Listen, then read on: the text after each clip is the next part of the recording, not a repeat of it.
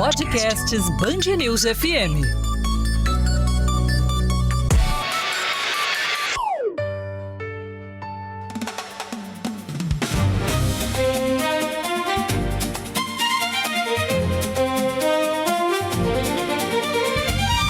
Na trilha do Hexa.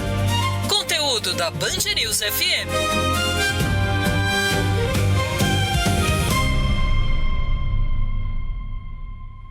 Ouvintes da Band News FM, tá no ar o segundo episódio do Na Trilha do Hexa, nessa contagem regressiva pela Copa do Mundo de 2026. Eu sei que já tem muita gente, esfregando as mãos, esperando esse pontapé inicial da competição no México, nos Estados Unidos, no Canadá. E claro, tudo isso vai ter uma cobertura completa aqui ao longo da nossa programação da Band News FM. Hoje, nesse nosso segundo episódio do Na Trilha do Hexa, a gente vai sair um pouquinho de todas aquelas projeções do famoso campo bola e a gente vai para uma outra esfera.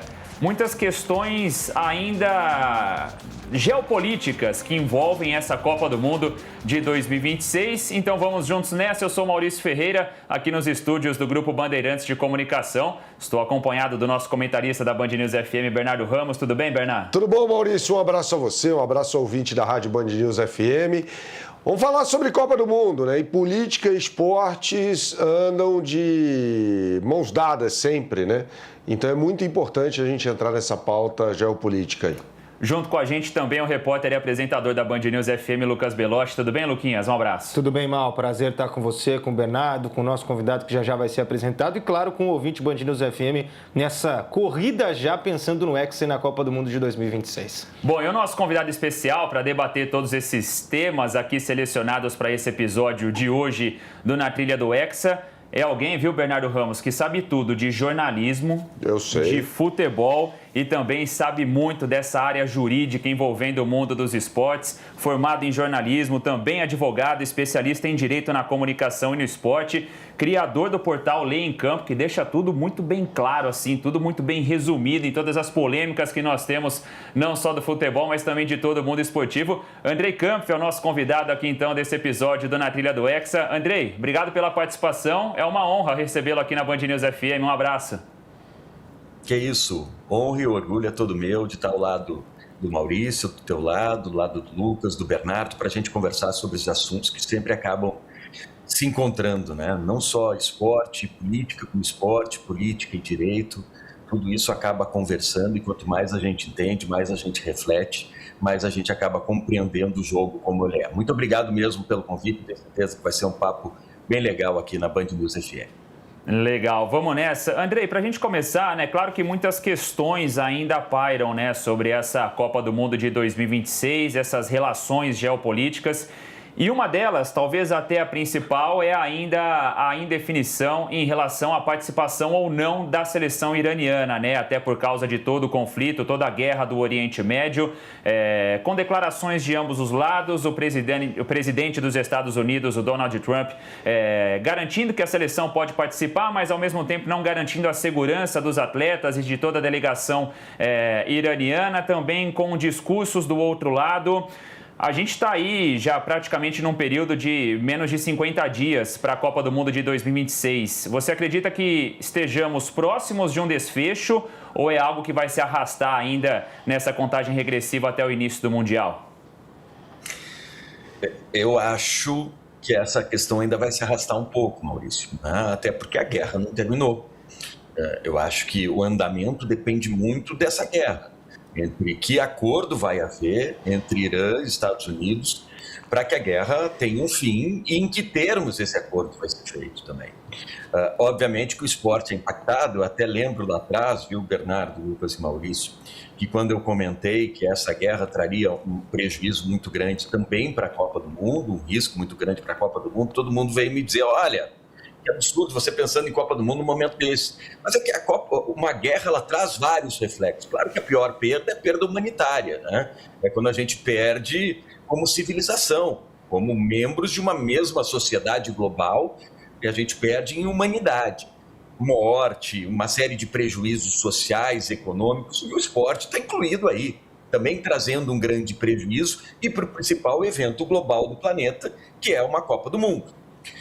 A participação ou não do Irã depende de uma série de questões. Então, do andamento da guerra e de que condições o Irã pode ir para essa Copa do Mundo. Não é só permitir a entrada da seleção iraniana, é permitir que torcedores iranianos vão para os Estados Unidos, é permitir que a delegação iraniana consiga ir para os Estados Unidos. Em que condições essas pessoas conseguirão ir para os Estados Unidos? Se o próprio presidente Donald Trump diz que não tem como garantir segurança para essas pessoas que vão sair do Irã para acompanhar a guerra, para acompanhar a Copa do Mundo. É uma situação realmente muito complicada, que coloca não só o Irã numa situação delicada, né, entre participar de uma Copa do Mundo, que é o grande feito para uma seleção iraniana, né, para uma seleção como a do Irã, mas também a FIFA, que tem dentro desse campeonato, dentro da Copa do Mundo, o seu principal outdoor de apresentação da Copa como um evento global, como um evento de todos.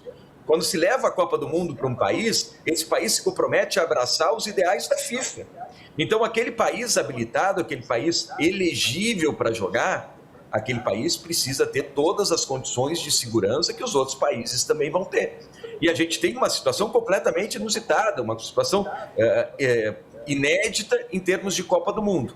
Um país em guerra com outro país, sendo que o país que agride é o país anfitrião e o país que é agredido e que entra em guerra é um país que está habilitado, credenciado para disputar a Copa do Mundo nesse país que o agride. Olha que situação delicada, olha o pepino que a FIFA se meteu.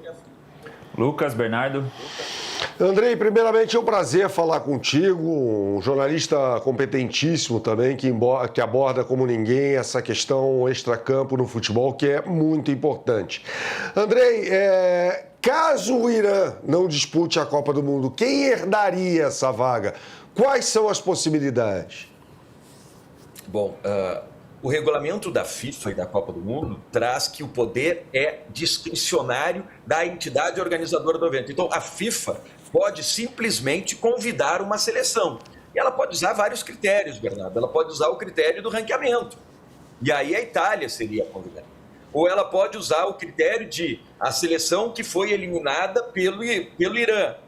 E também ser um dos critérios que a FIFA pode usar. Então, a Arábia Saudita se habilitaria também como uma candidata, ou o ranqueamento da seleção mais bem classificada na Ásia, no continente asiático. São vários os critérios. O que o regulamento estabelece é que a FIFA tem o poder discricionário, ou seja, de resolver da maneira que ela entender melhor qual seria o substituto do Irã. Ela pode simplesmente tirar o Irã, colocar todas as equipes que estão naquele grupo como uma vitória por WO por 3-0, com uma rodada menos de Copa do Mundo, o que eu acho que não faria, porque isso traz um prejuízo também no número de entrega que ela tem para o evento esportivo, um prejuízo comercial.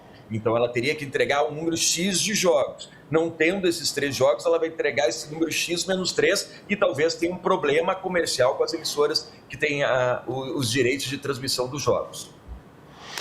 Então, André, existe a possibilidade de a Itália ainda disputar essa Copa? Eu não descarto essa possibilidade de jeito nenhum. O poder é da FIFA. Se o Irã não participar, a Itália é sim uma das candidatas a participar do Mundial. Isso porque cabe à FIFA definir o substituto. E a FIFA já está trabalhando com vários cenários. Obviamente, eu já conversei com pessoas da FIFA, já conversei com pessoas próximas aqui do futebol brasileiro, que também tem um relacionamento da FIFA, e ela trabalha cenários. Ela não definiu qual o cenário seria, no caso do Irã não ir, qual o país seria convidado, ou pelo menos eu não tenho essa informação.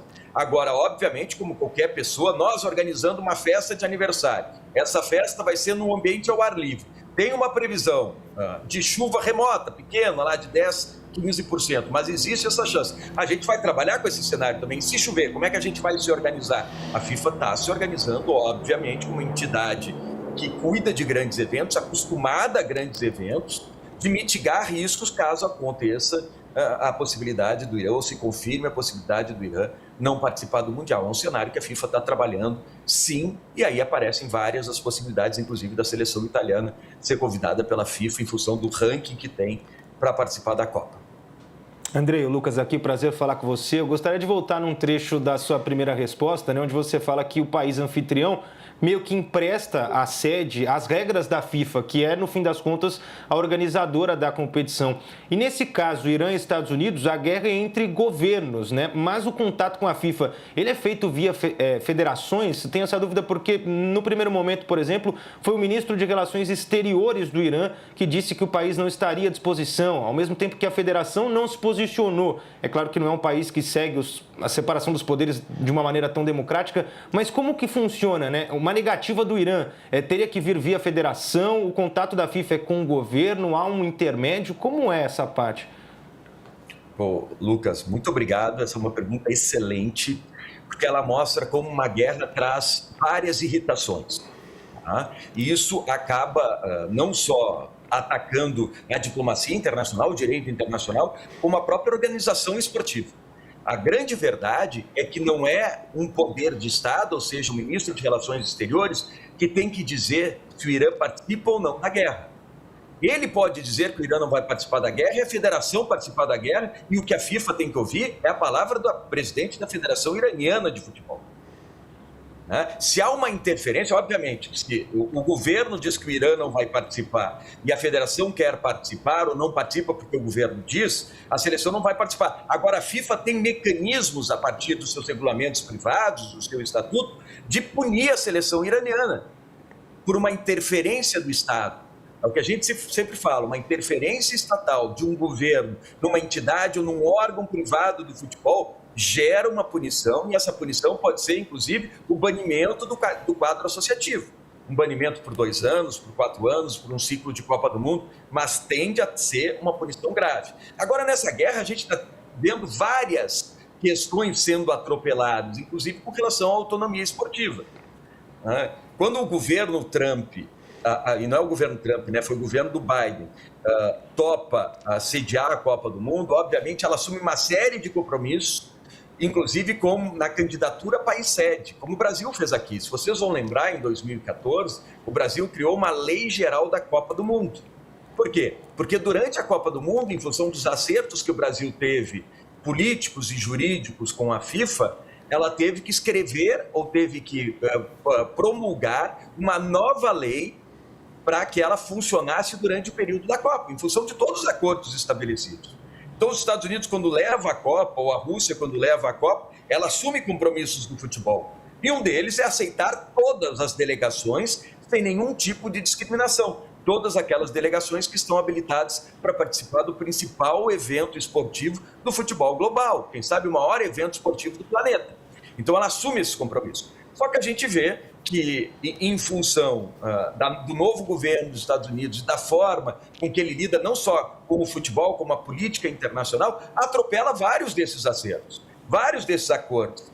A gente já viu durante esse processo várias vezes o Infantino dizendo uma coisa e o Trump no dia seguinte dizendo outra. Né? Então a gente tem uma série de dificuldades, que se fosse outro país, talvez a Copa já tivesse sido adiada para o final do ano, e se fosse um pouco antes, se tirasse dos Estados Unidos da Copa do Mundo. Só que pela força que os Estados Unidos têm, economicamente, politicamente, essa Copa continua lá e não vai sair de lá. Eu acho que só sai de lá se a guerra ganhar uma escala que nenhum de nós torce para que aconteça. Que seria uma escala ainda mais catastrófica do que essa que a gente está vendo, ainda mais triste do que essa que a gente está vendo. Agora, a Copa vai acontecer nos Estados Unidos. Agora, vários dos acertos entre essa associação privada, FIFA, com o governo norte-americano não foram cumpridos. E quem tem que negociar, agora de uma maneira resumida, respondendo a tua pergunta, é sempre a federação, nunca é o governo. Quando há uma interferência direta do governo, como nesse caso o ministro das Relações Exteriores falando em nome do Irã, essa seleção precisa ser punida. Agora, como punir o Irã e não punir os Estados Unidos diante dessa confusão toda que está acontecendo? Então, obviamente, essa questão nem está sendo debatida, mas poderia ser debatida. Essa é uma pergunta muito inteligente, porque o Irã, sim, pode ser objeto de uma análise interna, de um processo interno na FIFA e ser punido em função dessa interferência estatal em questões relacionadas ao esporte. Andrei, ainda nessa linha da sua última análise dessa interferência estatal também, a gente está falando de uma possibilidade de não participação do Irã, mas por uma decisão do governo. Agora, caso essa decisão ela seja da própria Federação Iraniana de Futebol, eles estão amparados juridicamente, legalmente, para uma tomada de decisão? Tem toda a questão da guerra no conflito, dessa guerra no Oriente Médio, né, de todo o conflito. Caso seja uma decisão da Federação Iraniana, não nos sentimos seguros e a gente vai optar por não participar da Copa do Mundo, ainda mais porque os 3 jogos do Irã na fase de grupos estão marcados justamente para o território americano, né? Não tem nenhuma partida no México, nenhuma no Canadá, então os 3 jogos seriam em território americano. Se essa for a decisão, eles estão amparados juridicamente para isso? O que a FIFA pode fazer? Teria alguma punição? Como o Irã também pode se preparar caso seja essa a decisão, não participar da Copa do Mundo? A Federação Iraniana, no caso.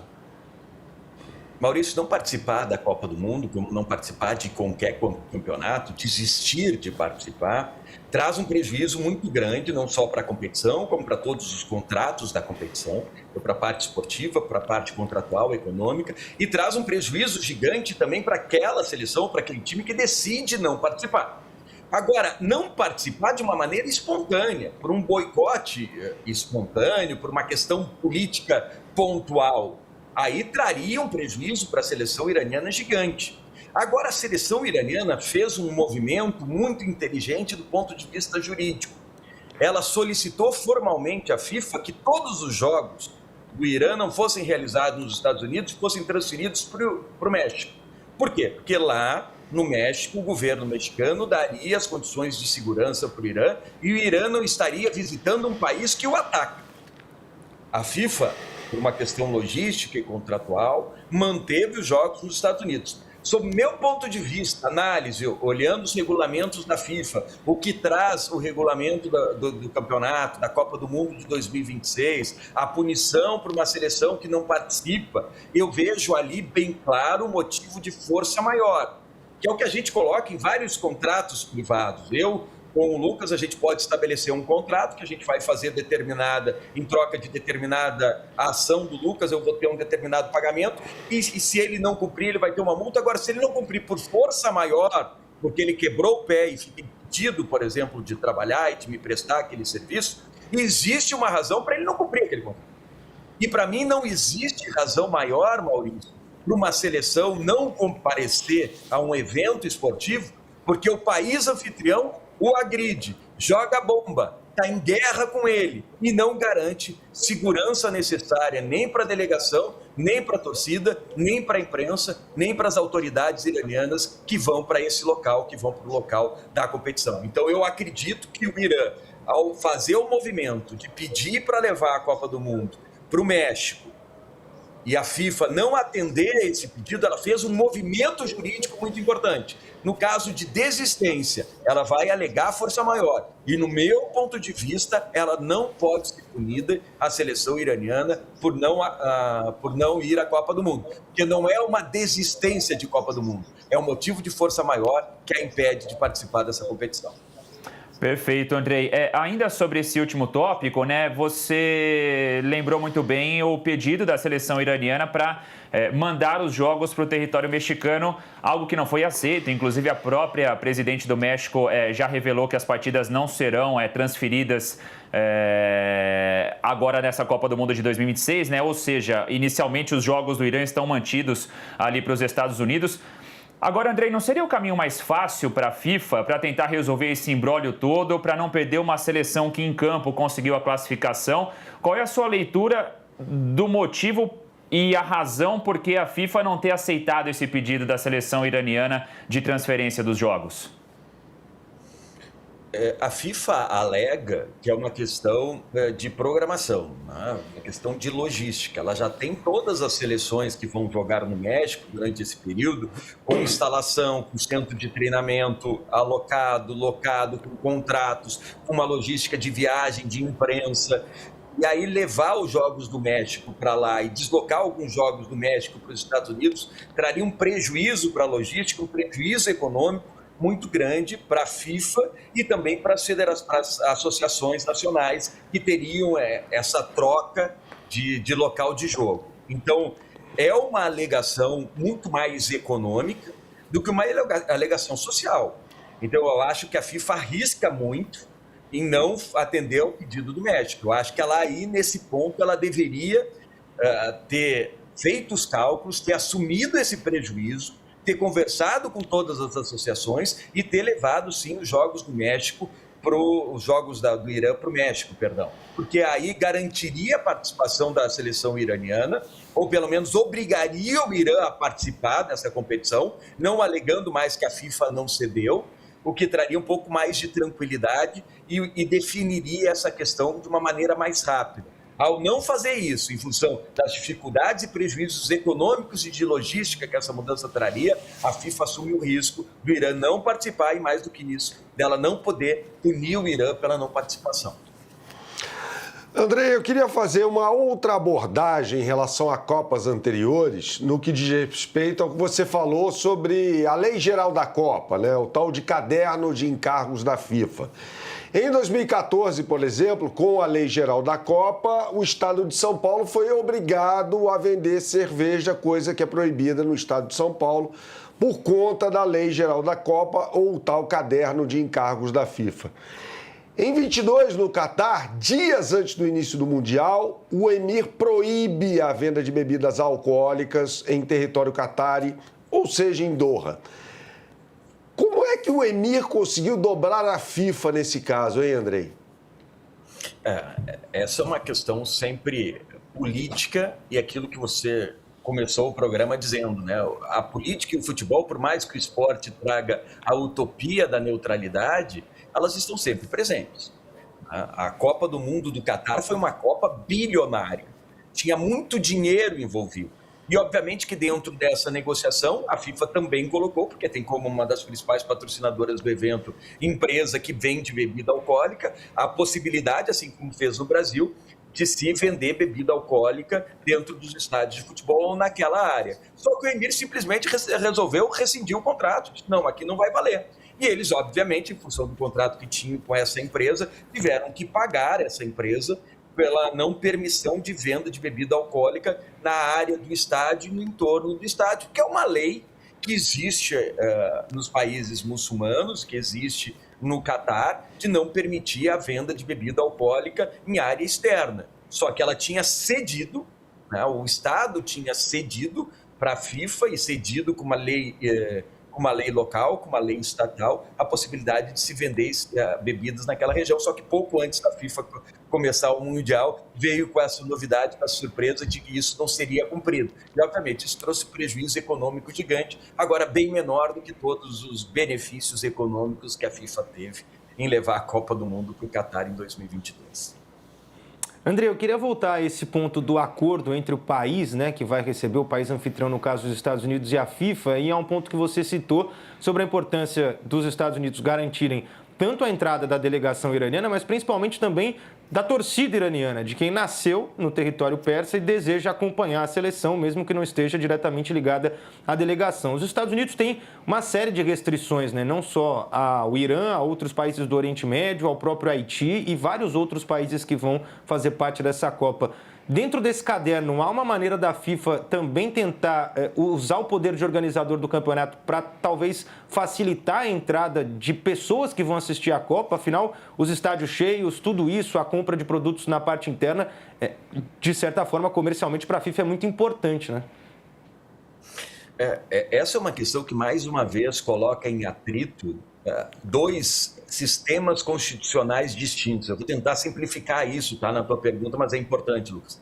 Porque a gente tem dentro do futebol um sistema transnacional do futebol, que é como o esporte se organiza para criar suas regras. Tá? Então, esse é um sistema que ele é transnacional porque ele precisa ser o mesmo no Uzbequistão, no Irã, na Itália, nos Estados Unidos e no Brasil.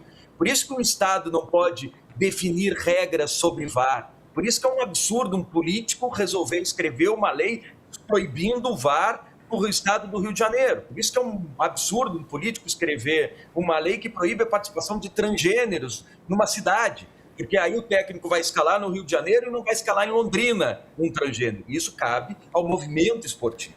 É uma regra privada que precisa ser transnacional. Agora a gente tem as leis estatais. que valem no Brasil, dentro da nossa Constituição e as nossas leis estatais que a gente tem, as leis nacionais que a gente tem, e elas precisam dialogar com as leis privadas do esporte, com os regulamentos privados do esporte. E quando acontece algo como isso, o Estado ele precisa, quando ele leva um campeonato do tamanho da Copa do Mundo, ele assume os compromissos de respeitar aquilo que as regras privadas do esporte determinam. Uma delas é o livre acesso de todas as pessoas que estão habilitadas a participar do evento, sem nenhum tipo de discriminação.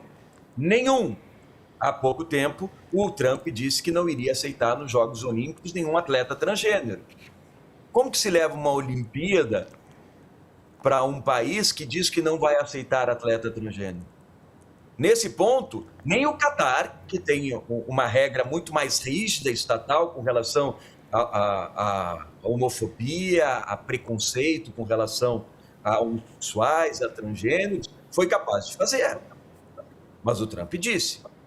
E o Trump está dizendo que vai restringir a entrada de várias pessoas de vários países, inclusive países que estão elegíveis, que estão aptos a participar da Copa do Mundo.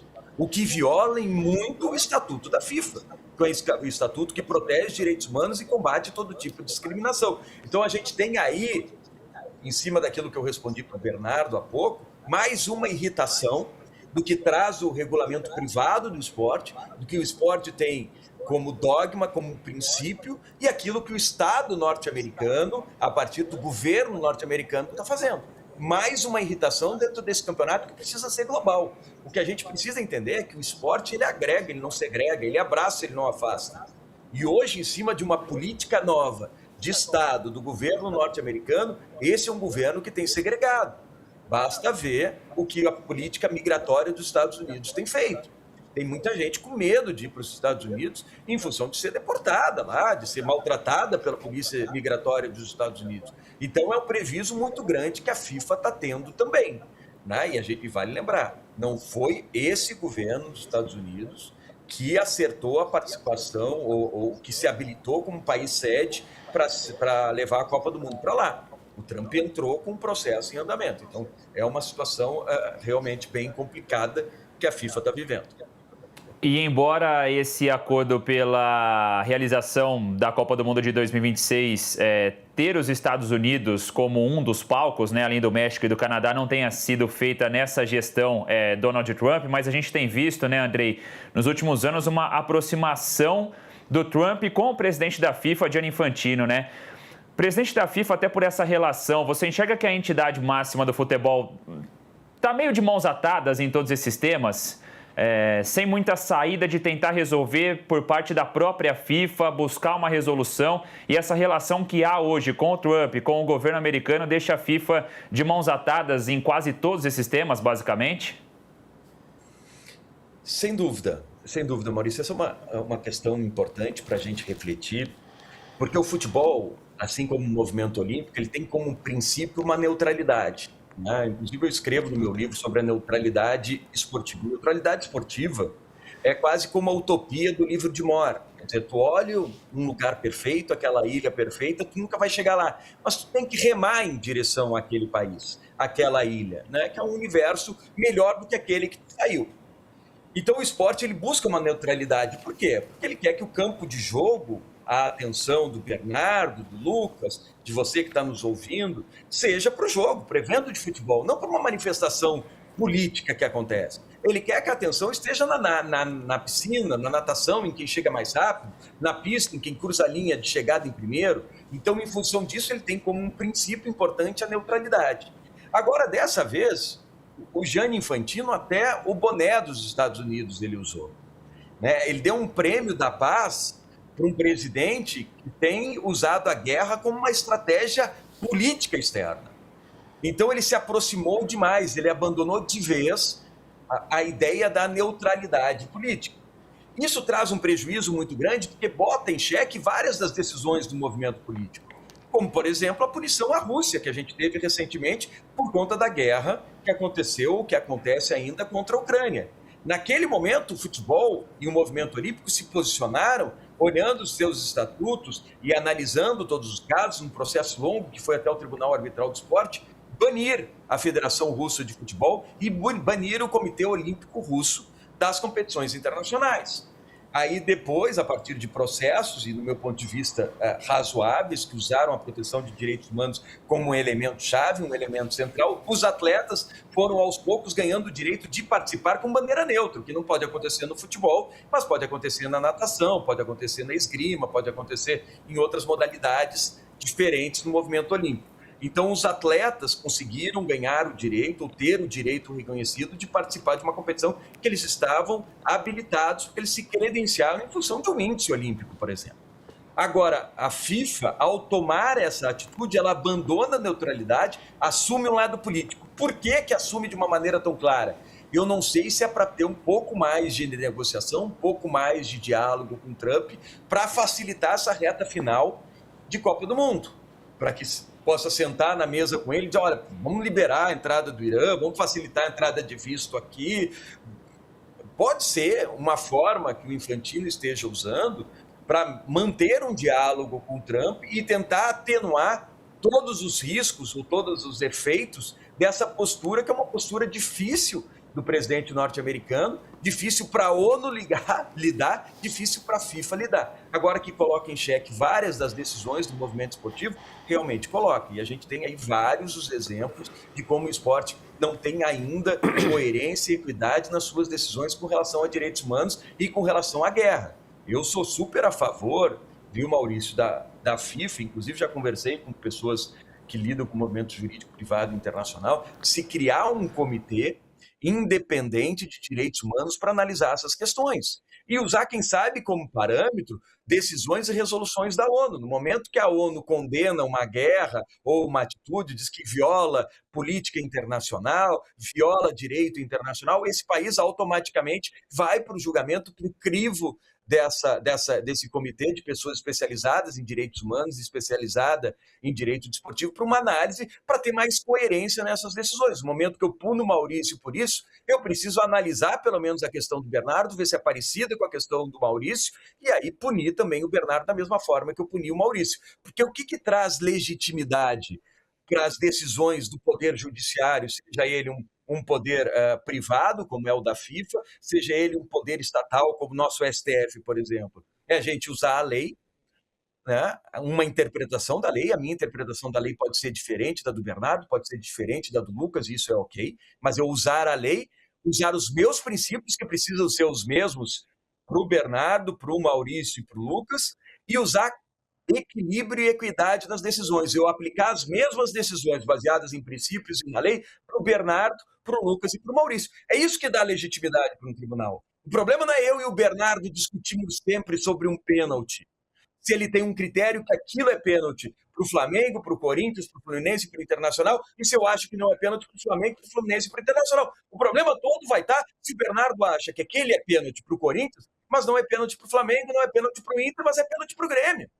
Então, o que traz legitimidade para esse movimento privado jurídico do esporte é justamente isso, é usar os seus regulamentos privados, as leis estatais, dentro de princípios inegociáveis como a proteção de direitos humanos e aplicá-los de igual para igual. Se aplica para a Rússia, aplica também para os Estados Unidos. Aí a gente vai ter mais legitimidade dentro desse movimento jurídico privado.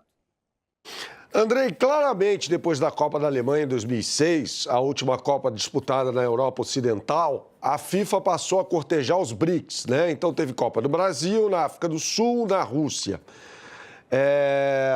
No Catar, também uma economia em desenvolvimento, e agora nos Estados Unidos, né?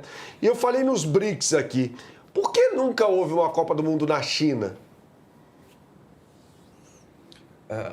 A Olimpíada já houve, né? Eu não lembro, Bernardo, aí vocês têm uma cabeça muito melhor do que a minha, se a China já se candidatou a ser sede de Copa do Mundo. Eu não lembro, tá? E aí eu não saberia te responder. Mas eu acho que hoje, se a gente for olhar o histórico recente, a gente tem uma Copa do Mundo agora nos Estados Unidos, depois uma Copa dividida, né, em vários países, e depois uma Copa do Mundo na Arábia Saudita. que é um país que viola diretamente vários dos artigos do Estatuto da FIFA, que é uma espécie de constituição do movimento privado do futebol, né? Principalmente em relação a direitos humanos. São várias as entidades de direitos humanos que diz que o país saudita ele viola direitos fundamentais contra a mulher, contra opositores, contra homossexuais. Então, é um país que a FIFA não deveria ou não poderia levar um evento esportivo para lá. O mesmo aconteceu na Rússia, né? Em 2014, eu lembro que eu fiz a Olimpíada de Sochi e um pouco antes, vários atletas se mobilizaram para fazer um grande boicote à Olimpíada, porque havia sido promulgada recentemente, um pouco antes, uma lei homofóbica, uma lei preconceituosa, que impedia qualquer manifestação afetiva de pessoas do mesmo gênero em ambientes públicos e proibia publicidade que também apresentasse uma relação entre duas pessoas do mesmo sexo.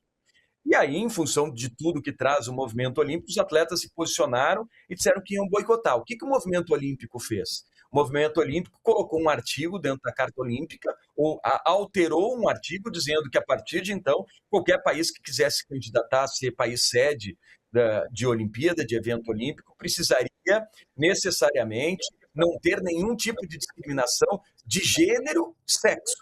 Então, a partir dali, se protegeu um pouquinho mais daquela irritação, se protegeu um pouquinho mais o movimento olímpico para não se levar para um país discriminatório um evento esportivo desse. A FIFA também tem esses quesitos, né? A Copa do Mundo dos Estados Unidos seria a primeira do movimento do futebol, assim como foi a Olimpíada de Paris, a assumir e abraçar movimentos e questões de direitos humanos e questões de governança. Foi a primeira. E olha o que está sendo violentado de direitos humanos nessa Copa do Mundo. Então, a FIFA e toda a sua organização interna de governança, ela tem sido agredida violentamente em tudo aquilo que ela prega, inclusive no que ela estabeleceu como contrato com os Estados Unidos. Mas, assim, eu não sei porque a China não foi eleita ainda, não foi escolhida ainda como país sede de Copa do Mundo, não sei se ela se habilitou, mas a gente vê os países que foram escolhidos no histórico recente, desde a Copa do Mundo do Brasil até o país, até a Arábia Saudita, uma questão econômica muito forte envolvida e uma questão política de relacionamento pessoal e menos ideológica nessas questões. Eu acho que o que está mais importando nessas decisões é o que aquele evento vai representar de ganho econômico para o futebol. Um pouco mais sobre o campo, né? E essa questão dos jogadores envolvendo os contratos com a FIFA. Tem uma dúvida importante sobre manifestações políticas. Talvez no século seja o momento em que a gente mais tem essas divisões, né? Israel, Palestina, Rússia, Ucrânia, agora Estados Unidos, Israel e também o Irã. Para esses atletas, por exemplo, o Irã vai estar na Copa, mas existem outros países que têm as suas representações. Há algum tipo de punição prevista em contrato? Esses atletas têm essa ciência, por exemplo, um jogador iraniano tirar a camisa como homenagem ao seu país contra os conflitos que acontecem por lá? Alguma defesa à Palestina? Isso prevê algum tipo de punição via FIFA para esses atletas? Porque, querendo ou não, o mundo borbulha nesses conflitos e eu não acho que seja difícil que a gente veja esse tipo de manifestação. Sim, o movimento esportivo, historicamente, ele prevê e pune, a partir dos regulamentos privados, esse tipo de manifestação política. Tá? Mas o que aconteceu a partir do episódio de George Floyd, lá em 2021? Os atletas começaram a se posicionar de maneira coletiva e espontânea contra o preconceito, ou seja, levantar o braço contra o racismo. Né? E a FIFA, em função de toda a mobilização externa que houve, de uma pressão de coletivos globais de direitos humanos, de uma pressão da sociedade, de uma pressão de pessoas influentes, de movimentos políticos, ela passou a entender o que trazia o próprio regulamento. O regulamento defende a proteção de direitos humanos e combate o preconceito. Como é que o Lucas pode ser punido por levantar o braço e dizer não ao racismo? Essa é uma incoerência. Então o esporte ele passou a permitir esse tipo de atitude. E houve uma determinação da FIFA para todas as associações internacionais de futebol de que, a partir de então, eu desse uma olhada para aquela manifestação, e se fosse uma manifestação contra o preconceito e a favor de direitos humanos, não se punisse. O mesmo aconteceu no basquete, na NBA, foi um efeito global. Muito interessante o que aconteceu, né, nesse episódio de George Floyd. Eu tenho um livro que escreve exatamente sobre isso, né? Como o caso de George Floyd transformou as regras do jogo. Porque mudou a NASCAR, mudou a NBA, a NFL pediu desculpas históricas, mudou o futebol brasileiro, a FIFA também se posicionou de uma maneira diferente com relação ao racismo. Então, existe sim um caminho para punir em cima da regra da neutralidade. Agora, será que a FIFA vai conseguir punir o Irã e uma manifestação contra a guerra, como o Irã tem feito em jogos internacionais agora de preparação para a Copa do Mundo? Se eles se manifestarem dessa forma, será que a FIFA vai conseguir punir o Irã? Vai existir caminho para punir o Irã? Em função de toda a agressão que está sendo, e que tipo de repercussão isso traria uma punição? E no momento que o Irã faz, não permite também que outras seleções se manifestem politicamente na hora do hino, contra o preconceito, contra o racismo, contra a homofobia?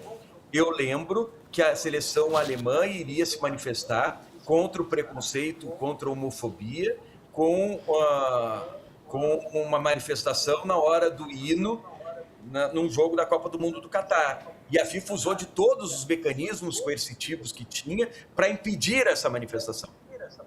Né? E aí, depois a seleção se posicionou com uma faixa e o tiro saiu pela culatra, a repercussão foi ainda maior.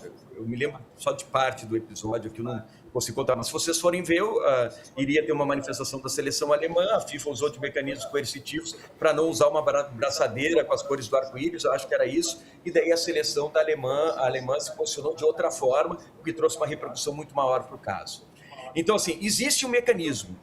O que existe hoje é uma leitura jurídica, inclusive do movimento privado, dos stakeholders do futebol, daqueles que comandam o futebol, de que punir manifestação política em defesa de direitos humanos não cabe mais no movimento esportivo. Agora, uma manifestação como essa, contra uma guerra, e o país anfitrião é o alvo que está logo ali na frente. Eu não sei como a FIFA vai se comportar. É algo para a gente analisar e realmente é objeto de muita atenção dentro da FIFA esse tipo de manifestação que pode acontecer não só por parte da seleção iraniana, como de outras seleções que também têm desavenças políticas históricas, né, questões políticas históricas com os Estados Unidos, ou mesmo assim, uma seleção que está sendo atacada por outro país, uma seleção que está sendo violentada por outro país, ou uma questão de guerra, ou uma questão de direitos humanos, elas se posicionarem, o que pode acontecer. Tudo devidamente explicado. Andrei Kampf, jornalista e advogado, especialista em direito na comunicação e no esporte. Andrei, gostaria de agradecer a sua participação aqui nesse nosso segundo episódio do Na Trilha do Hexa. Obrigado por todos os esclarecimentos e seja sempre muito bem-vindo. Portas da Band News FM sempre abertas, viu? Muito obrigado. Que é isso, eu agradeço demais o convite, Maurício, muito legal esse papo, a gente fica batendo aí um papo de 35, 40 minutos sobre histórias que vão além do 352, 433, né, e que ajudam a explicar o jogo. E a gente, às vezes a gente não se dá conta, né, Maurício, mas a gente conversa muito sobre isso. E é legal a gente refletir um pouco mais, saber o que o regulamento traz, saber o que é possível, o que não é possível, porque a gente bota conteúdo num debate que muitas vezes acontece na mesa de um bar, num cafezinho, num jantar com os amigos. Então, eu agradeço demais a possibilidade de conversar com vocês, de refletir com vocês sobre questões muito importantes que vocês trouxeram. Muito obrigado, Bernardo, grande abraço. Lucas, um abração, obrigado pelas perguntas. Maurício, mais uma vez, muito obrigado para vocês, para a Band News, para toda a audiência. Foi legal demais conversar com todos. Legal, Andrei Kampf conversando com a gente então aqui nesse episódio do Na Trilha do Hexa. Vou agradecer também aos meus parceiros aqui do estúdio. Valeu, Bernardo. Valeu, Luquinhas. Até a próxima. Valeu, uma honra, Maurício. Grande abraço a vocês. Valeu aos ouvintes também. Fique ligado, já tem mais um episódio do Na Trilha do Hexa. É isso, e a gente volta em breve por aqui, agora nessa contagem regressiva, então semanalmente, episódios do nosso podcast Na Trilha do Hexa, repercutindo tudo em relação a essa Copa do Mundo de 2026. Nessa contagem regressiva, você já sabe, cobertura e transmissão completa aqui na Band News FM. Valeu, pessoal! Para não perder nenhum episódio, acompanhe pelo aplicativo Band Play ou siga Band News FM na sua plataforma de áudio favorita.